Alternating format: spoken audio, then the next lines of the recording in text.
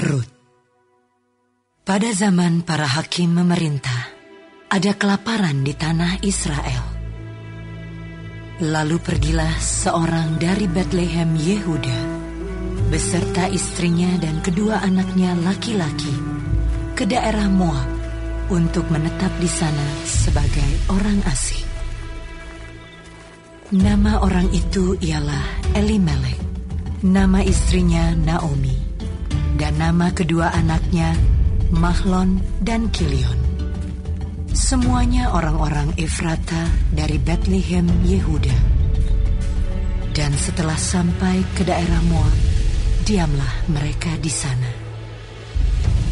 Kemudian matilah Elimelek, suami Naomi, sehingga perempuan itu tertinggal dengan kedua anaknya. Keduanya mengambil perempuan Moab. Yang pertama bernama Orpa, yang kedua bernama Ruth. Dan mereka diam di situ kira-kira 10 tahun lamanya.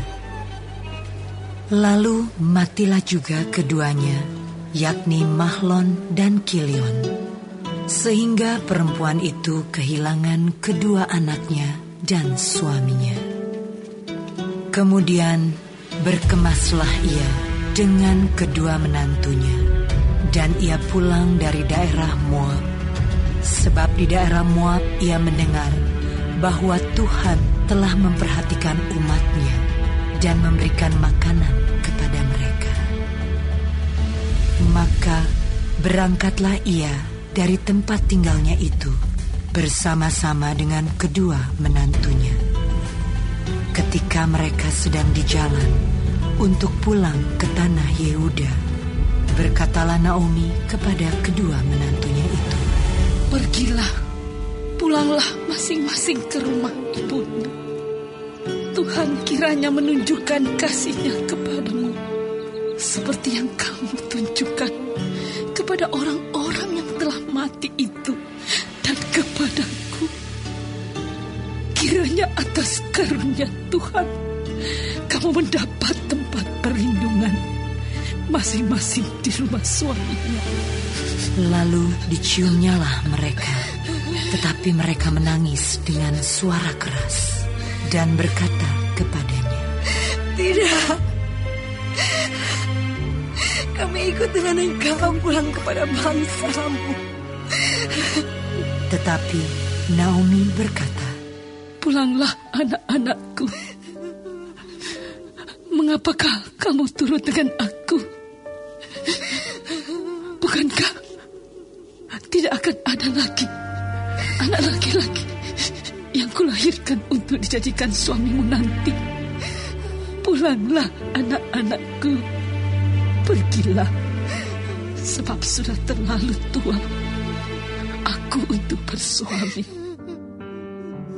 Seandainya pikirku ada harapan bagiku, dan sekalipun malam ini aku bersuami, bahkan sekalipun aku masih melahirkan anak laki-laki, masakan kamu menanti sampai mereka dewasa? Masakan karena itu kamu harus menahan diri dan tidak bersuami? Janganlah kiranya demikian, anak-anakku. Bukankah jauh lebih pahit yang aku alami daripada kamu? Sebab tangan Tuhan teracung terhadap aku." Menangis pula mereka dengan suara keras. Lalu Orpa mencium mertuanya itu minta diri, tetapi Rut tetap berpaut padanya. Berkatalah Naomi, "Telah pulang iparmu kepada bangsanya dan kepada para allahnya. Pulanglah mengikuti iparmu itu." Tetapi kata Rut, "Janganlah aku meninggalkan engkau dan pulang dengan tidak mengikuti engkau. Sebab kemana engkau pergi, ke situ jugalah aku pergi. Dan di mana engkau bermalam, Di situ jugalah aku bermalam. Bangsamu lah bangsaku, dan Allahmu lah Allahku.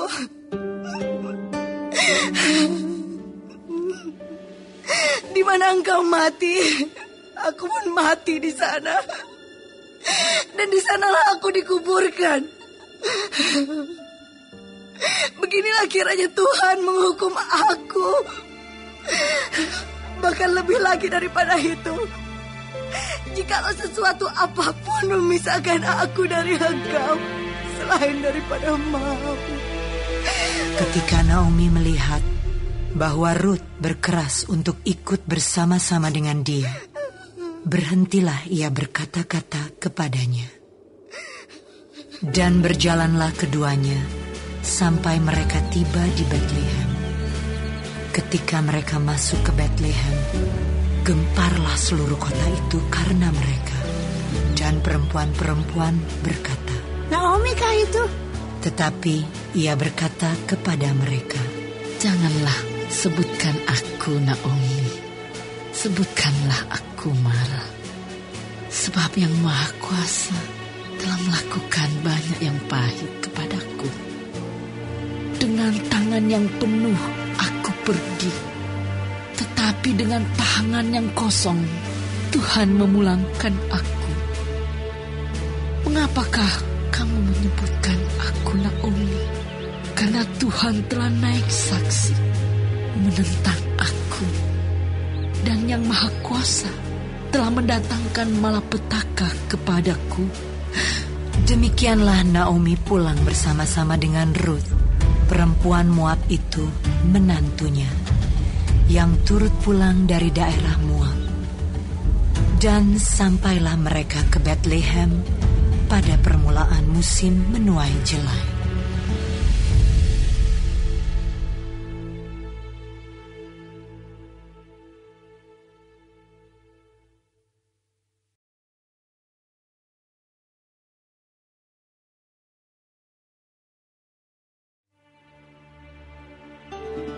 Naomi itu mempunyai seorang sanak dari pihak suaminya, seorang yang kaya raya dari kaum Elimelek, namanya Boas. Maka Rut, perempuan Moab itu, berkata kepada Naomi, Biarkanlah aku pergi ke ladang, memungut bulir-bulir jelai di belakang orang yang murah hati kepadaku. Dan sahut Naomi kepadanya, Pergilah anakku. Pergilah ia, lalu sampai di ladang dan memungut jelai di belakang penyabit-penyabit. Kebetulan ia berada di tanah milik Boas, yang berasal dari kaum Elimelek. Lalu datanglah Boas dari Betlehem. Ia berkata kepada penyabit-penyabit itu, Tuhan kiranya menyertai kamu. Jawab mereka kepadanya, Tuhan kiranya memberkati Tuhan. Lalu kata Boas kepada bujangnya yang mengawasi penyabit-penyabit itu, Dari manakah perempuan ini? Bujang yang mengawasi penyabit-penyabit itu menjawab, Dia adalah seorang perempuan Moab. Dia pulang bersama-sama dengan Naomi dari daerah Moab. Tadi ia berkata, Izinkanlah kiranya aku memungut dan mengumpulkan jelai dari antara berkas-berkas jelai ini di belakang penyabit-penyabit. Begitulah ia datang dan terus sibuk dari pagi sampai sekarang. Dan seketika pun ia tidak berhenti. Sesudah itu berkatalah Boas kepada Rut, Dengarlah dahulu anakku, tidak usah engkau pergi memungut jelai ke ladang lain, dan tidak usah juga engkau pergi dari sini. Tetapi tetaplah dekat pengerja-pengerjaku perempuan. Lihat saja ke ladang yang sedang disabit orang itu. Ikutilah perempuan-perempuan itu dari belakang, sebab aku telah memesankan kepada pengerja-pengerja lelaki, jangan mengganggu engkau.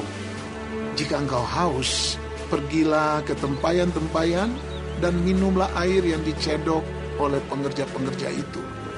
Lalu sujudlah Rut menyembah dengan mukanya sampai ke tanah dan berkata kepadanya, Mengapakah aku mendapat belas kasihan daripadamu?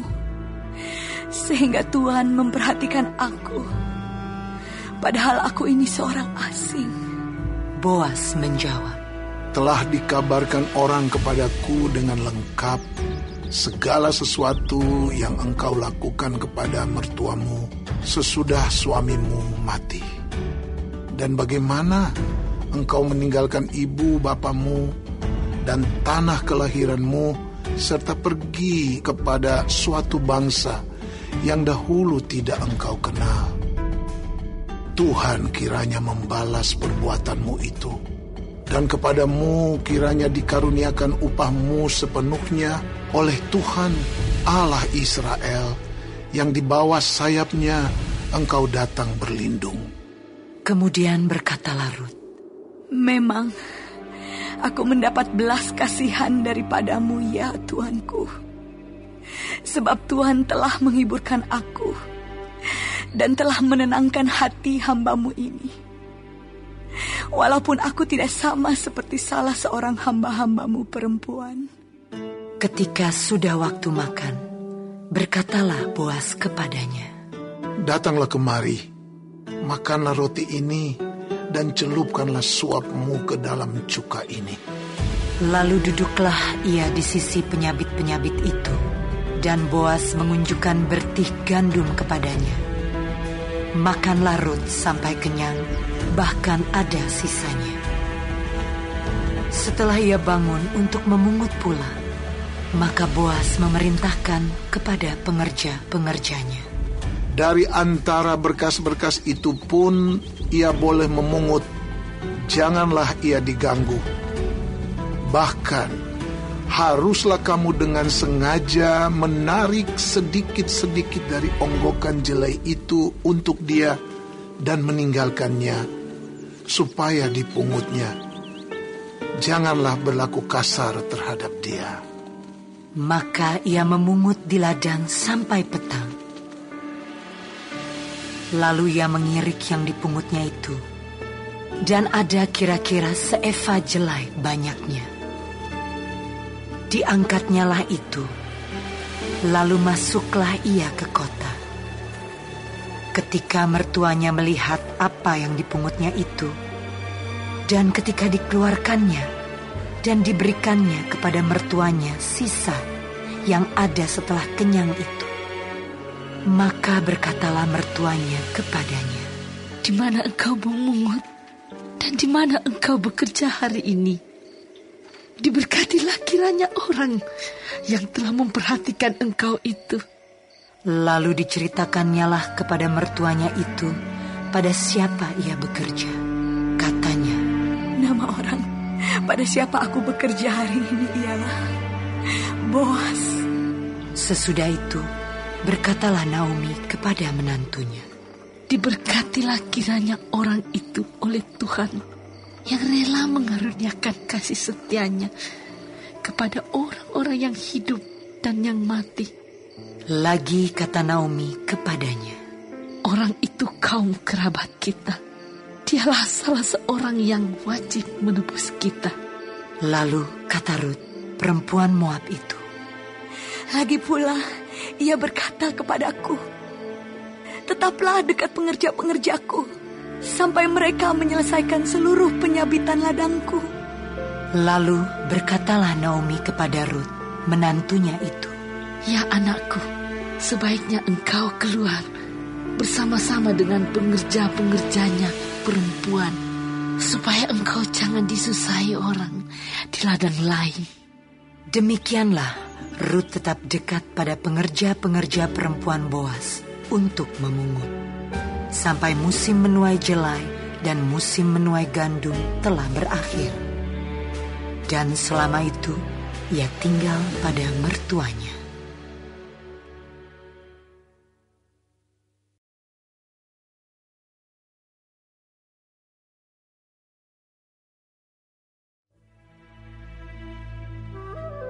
Lalu Naomi, mertuanya itu, berkata kepadanya, anakku, apakah tidak ada baiknya jika aku mencari tempat perlindungan bagimu supaya engkau berbahagia? Maka sekarang, bukankah Boas Yang pengerja-pengerjanya perempuan telah kau temani itu adalah sanak kita. Dia pada malam ini menampi jelai di tempat pengirikan. Maka mandilah dan beruraplah. Pakailah pakaian bagusmu dan pergilah ke tempat pengirikan itu. Tetapi janganlah engkau ketahuan kepada orang itu sebelum ia selesai makan dan minum.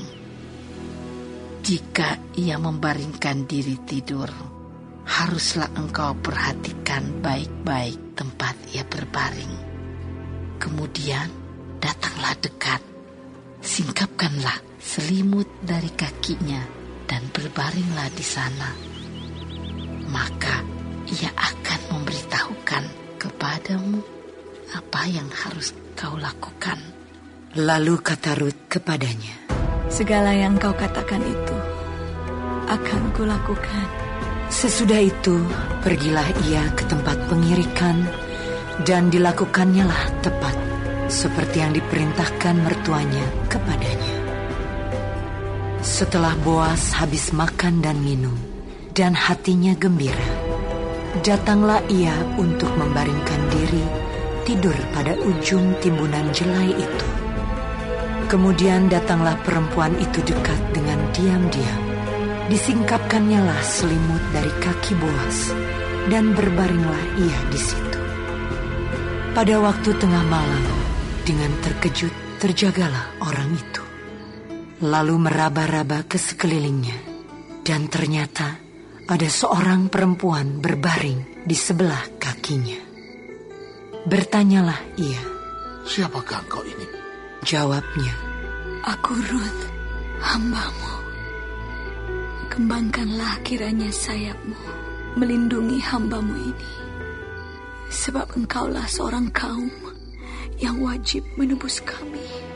Lalu katanya, "Diberkatilah kiranya engkau oleh Tuhan, ya anakku.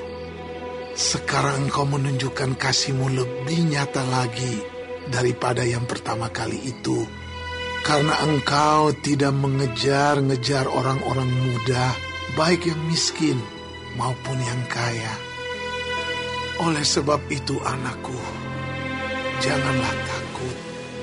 Segala yang kau katakan itu akan kulakukan kepadamu, sebab setiap orang dalam kota kami tahu bahwa engkau seorang perempuan baik-baik. Maka sekarang, memang aku seorang kaum yang wajib menebus. Tetapi walaupun demikian, masih ada lagi seorang penebus yang lebih dekat daripadaku. Tinggallah di sini malam ini. Dan besok pagi, jika ia mau menebus engkau, baik, biarlah ia menebus. Tetapi jika ia tidak suka menebus engkau, maka akulah yang akan menebus engkau. Demi Tuhan yang hidup, berbaring sajalah tidur sampai pagi." Jadi berbaringlah ia tidur di sebelah kakinya sampai pagi. Lalu bangunlah ia sebelum orang dapat kenal mengenal, sebab kata Boas, "Janganlah diketahui orang bahwa seorang perempuan datang ke tempat pengirikan." Lagi katanya, "Berikanlah selendang yang engkau pakai itu dan tadahkanlah itu." Lalu ditadahkannya selendang itu. Kemudian ditakarnyalah 6 takar jelai ke dalam selendang itu. Sesudah itu pergilah Boas ke kota. Setelah perempuan itu sampai kepada mertuanya, berkatalah mertuanya itu, "Bagaimana anakku?" Lalu diceritakannya semua yang dilakukan orang itu kepadanya, serta berkata, "Yang 6 takar jelai ini diberikannya kepadaku. Sebab katanya, engkau tidak boleh pulang kepada mertuamu dengan tangan hampa." Lalu kata mertuanya itu, "Duduk sajalah menanti anakku, sampai engkau mengetahui bagaimana kesudahan perkara itu. Sebab orang itu tidak akan berhenti sebelum diselesaikannya perkara itu pada hari ini juga.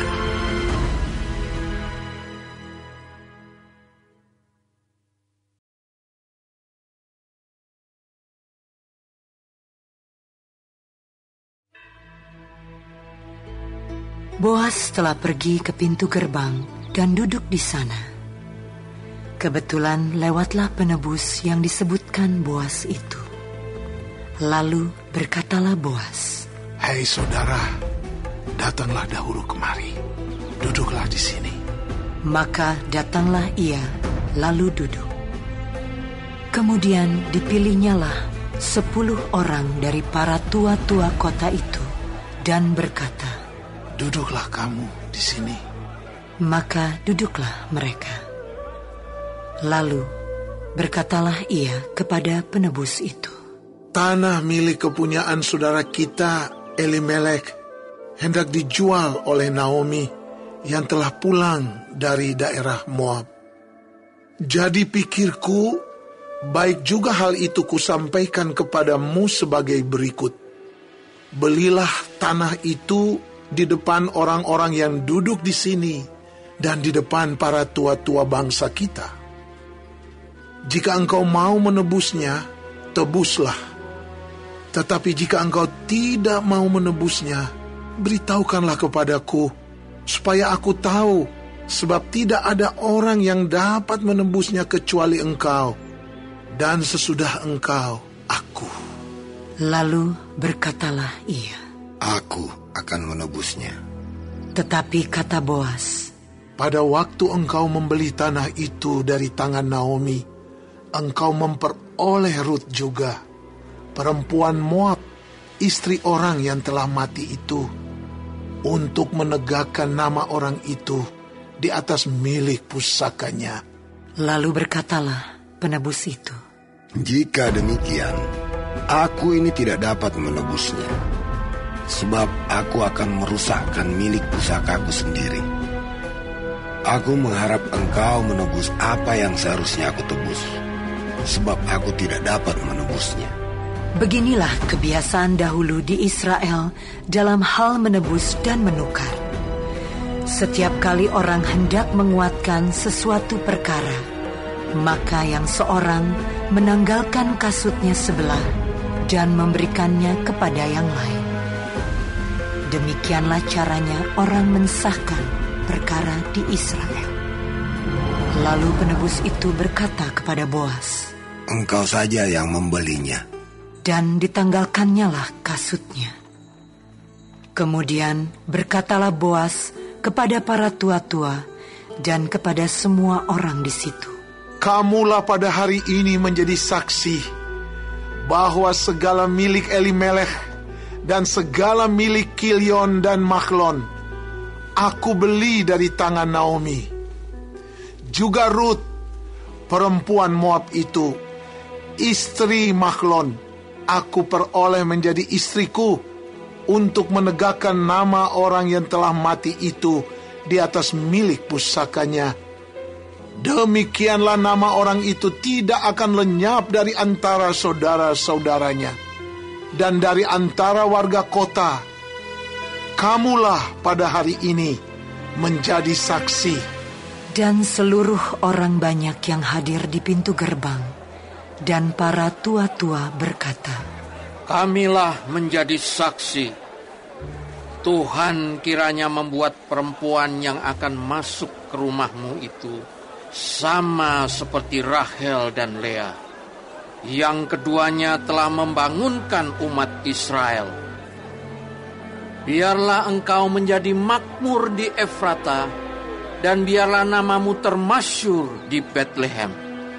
Keturunanmu kiranya menjadi seperti keturunan Peres, yang dilahirkan Tamar bagi Yehuda, oleh karena anak-anak yang akan diberikan Tuhan kepadamu dari perempuan muda ini."